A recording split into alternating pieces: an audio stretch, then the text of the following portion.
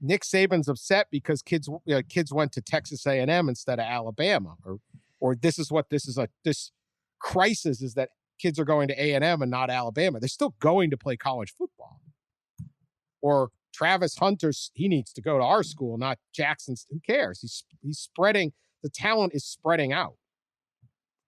And that should be a good thing for the sport, because it's great for Alabama that they won 6 titles and they have the best players and they're always in it. But for the rest of us, it's like, well, yeah, we're a little bored here. I want someone else to have a shot. And A&M's going, here, we got our shot. We got money. Tennessee's saying money. How do fledgling companies, startups, how does any company that isn't located in downtown Manhattan or downtown San Francisco, how do they attract talent away from the bigger, more established companies?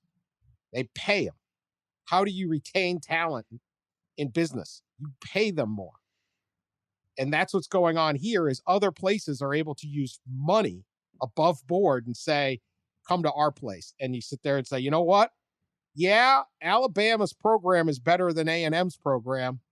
And maybe my path to the NFL is a little bit better odds at Alabama, but it ain't that bad at A&M. But if I'm getting this money, now that thing tilts. And I don't know that that's a bad thing. Right. I don't think it's a bad thing. Straight up. No, I agree. And again, I think that does go back to the point that this is Nick Saban feeling like his fiefdom basically is under siege. You know, that his primacy, this again, I don't think this is a principled stand. This is hey, somebody's getting the guys that I'm getting, and they've already beaten us last year, and they may beat us in the future, and I don't like it. So Alabama fans have, from everything you can gather, Alabama's fan base, which A, may just not have the money, but B, it doesn't have that much interest in jumping to the forefront of the collective space. I probably with the feeling like, I mean, we're doing fine as we are. Can't we just sell the NFL? I don't really want to do this. So, I mean, he's still at the number 2 class. Yeah. And 2 things on that. One, I think the fan base will do whatever their leader tells them. Like, Alabama's not doing this, and so that's fine. And maybe they will. And they can jump in and be considerable. And then 2, if you really talk, like, forget the recruiting rankings. I want players that sit there and say, I care more about development and making the NFL than the quick buck. Yeah. I don't fault anyone for taking the quick buck, but I think Nick Saban would rather coach those guys that are like, yeah, I'm ready for you. Because that's his whole thing. It's like, I'm going to kick, you are going to get destroyed here. Yeah. Most of you will never see the field for 2 years. And you're going to get beaten up in practice. And that guy across the way there, he's going 7th in the draft next year. He's going to beat the hell out of you. And you're going to have to do everything here. And then maybe you make it as a sophomore or junior, right? You're Mac Jones and you wait. You're right. All of them. Najee Harris didn't start as a freshman. Right. No. What kind of stud is that?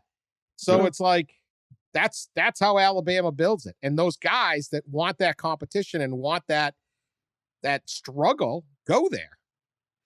Yeah. I mean, and that, like, for a reason Saban threw out the other number on that show Wednesday night was we've had players make $1.4 billion in salary from the NFL. I mean, that's his bottom line is you come here, you have a great chance of getting to the pros. It may not, it's going to be a 3-year process at best, no matter what, but you're going to get better as you sit behind some other superstar. And then eventually when it's your time, you're going to be a star on the field and you're going to be a rich person shortly thereafter. So that's always been the sell. And I think that's a great sell. I think it's better than saying, here's $200,000 to sign with us. And, hopefully we'll be good. I think it's a better sell to look at the track record and say, this is how we do it here. And it works. Sign up with us. But I think that the feeling out there is that right now, and again, this is new, and we've talked about this on the pod, things will probably settle to a degree when the dust calms down. But there's a money rush out there, I believe, through these collectives today. We've never been able to get it. Let's go get it.